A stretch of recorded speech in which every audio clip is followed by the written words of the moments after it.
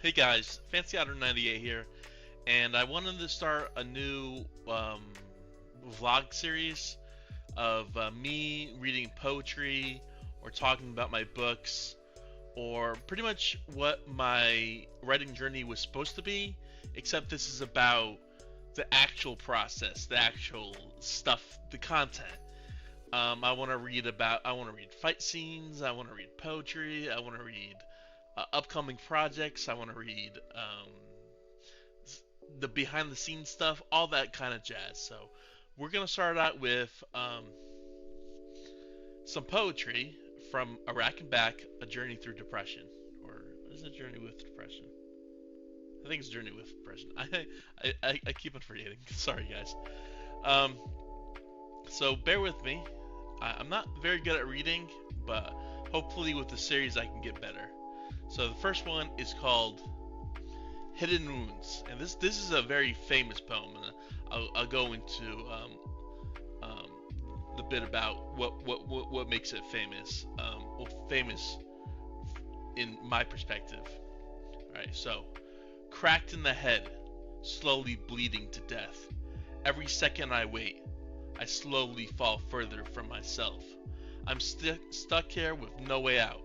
I'm stuck here with nothing to show. You don't get a Purple Heart for being mentally shot. Yeah, so you don't get a Purple Heart for being mentally shot. I have found on the internet, on Pinterest. I found it in veteran articles. I found it on a LinkedIn profile. When you Google yourself, you find some pretty interesting stuff.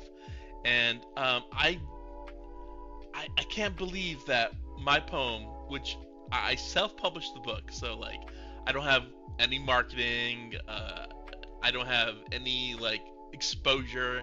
I just have that time I went viral last year in 2023.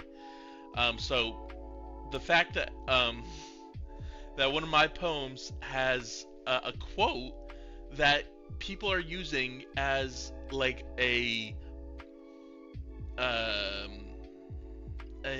what's the word, symbol for veterans of mental health awareness. I am totally honored. Oh my god, it's incredible. So this poem, Hidden Wounds, I wrote while I think 4 or 3 months into Iraq. I started getting really depressed. For those who don't know, I had some serious mental illnesses and issues in Iraq. Really bad voices, suicidal attempts, talk to myself, murderous thoughts, panic attacks, anxiety attacks, psychotic episodes, all stemming from the fact that I was a terrible mechanic. Now, I didn't get people killed. I didn't do my job poorly. It's just I wasn't really catching on to the concept of being a mechanic. Like, I can take instruction and I can take something off, put something back on. And like I said, I could take instruction, but I had no intuition. I didn't have any knowledge about being a mechanic. I was trained poorly, and I was tricked into the job. It's a really funny story. I'll tell you guys some other time. Yeah. So I was getting really depressed that I wasn't doing my part in the Iraq War, and it's silly. When you're out of the military and you're a civilian, you don't want to go to war. There's no person wants to go to war unless they're in the military or they want to join the military. Then when you're in the military, the thing you want to do the most is get that deployment patch, get that combat patch. You get it for being in a danger zone in theater for 6 months, and then you get your unit that you're attached with, or the unit that you're in, you get it on your patch. I don't remember. I think it's on this side. Dude, I'm sorry. It's been like 20 years. Sorry, guys. But like, I got that deployment patch. 45th Sustainment Brigade, I believe, was my combat patch. My unit was 13th SCE, Sustainment Command Expedition. Yeah. And so I was really depressed, and I just started hearing thoughts, started hearing a voice. I called him him. Um, well, I know it's not creative, but that's what I called him. It was him. Um, and he would tell me things. He would tell me I'm a loser. I'm a terrible person. I don't deserve to be in this world. I'm wasting effort. I'm wasting air. I'm wasting space.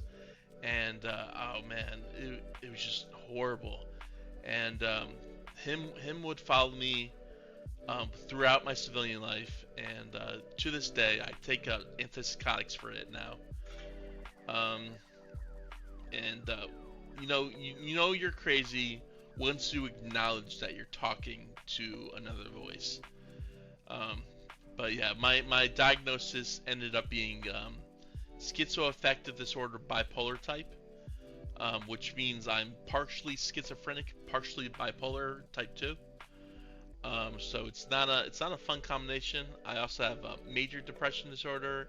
I have double depression, which is I have chronic depression.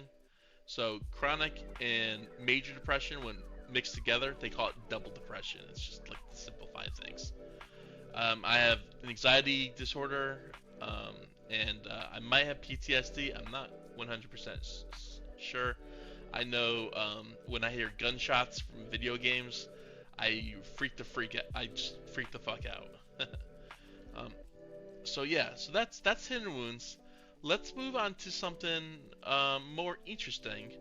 I did a trilogy of poems called Dating Depression, and this is my personal relationship with depression. So this one's first called Depression and Me. Depression and me, we're like roommates.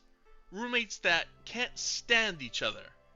We're really like a bad sitcom. Or like The Odd Couple, that flick with Jack Lime and Walter Mathis, or whatever. The point is, I hate depression. And depression can't get rid of me. We're like in a serious need of a divorce. But it's like a drug. A drug that doesn't so much as give you a high, but a serious fucking low. I just don't know how I can live without it. I've had it for so long. It's like that worn pair of shoes. You know the ones. You've had them for some time. Or it's like that pair of pants. Pair something. The point is, I don't think I want to get rid of it. Depression, not the pants. Um, yeah. So that's depression in me. Um, I found a lot of humor helps a lot with depression, especially when I'm writing poetry. Depression is an awful, awful feeling, and I don't wish it upon anyone. But I know lots of people experience it, so a lot of people can relate to it. But if you can find some hint of humor, some light at the end of the tunnel, some dim torch, it can blaze. It can gradually grow. It can turn into an exit. It can turn into some hope, and which can turn into some not a solution, but I think hope is the best term for it. So that's depression in me. Me and depression. I've had depression, um, really bad depression, since 2007 when I got home from Iraq, and it's been almost 20 years that I've been battling chronic and major depression disorder, and it's been with me for so long. I've become acclimated to depression. That's a good word. And so it's like dating a really toxic boyfriend or girlfriend, or if you're bi like me, then you're both. Then you prefer both. So let's move on to the next part of this series called Depression has a bottle opener. I go drinking with my buds. Depression, suicidal thoughts. They're more like those neighbors that have the key to my apartment. They raid my fridge and make a mess of my living room, leaving the TV on all night, racking up the electric bill. So not buds, just assholes. Back to my story. They like to show me a good time, get me hooked up with dark ideas and low feelings. A pair of real fine people. We party, I get wasted, I end up crashing at Depression's house.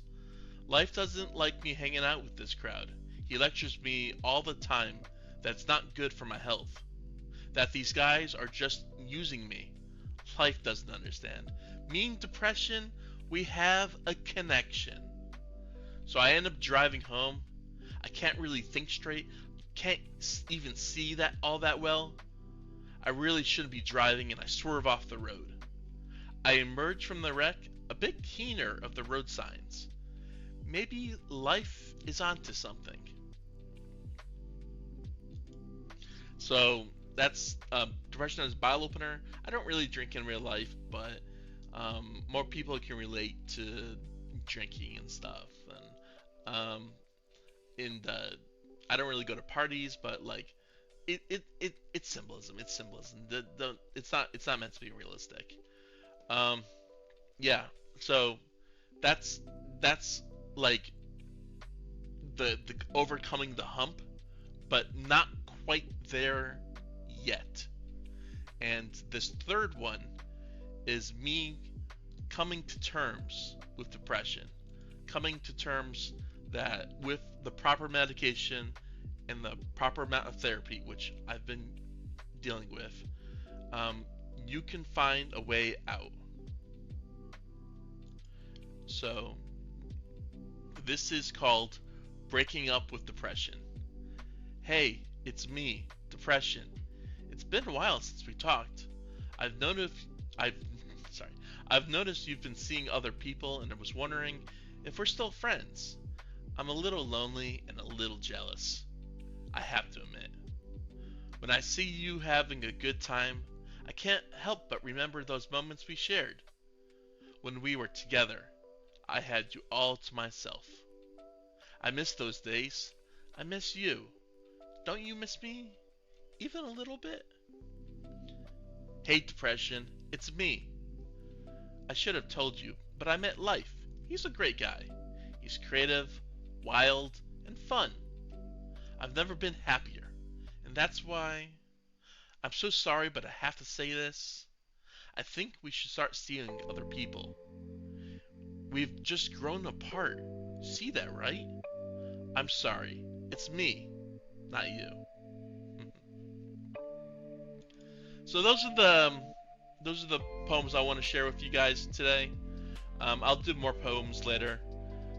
This is again a first of a series. I'm not sure what I'm going to call the series. Maybe behind the scenes, or kicking it, or writing and chill. But I hope you enjoyed yourselves, and I hope you liked me reading my stuff, and I hope we can do this again soon. All right, Fancy Outer 98 out. Bye, guys.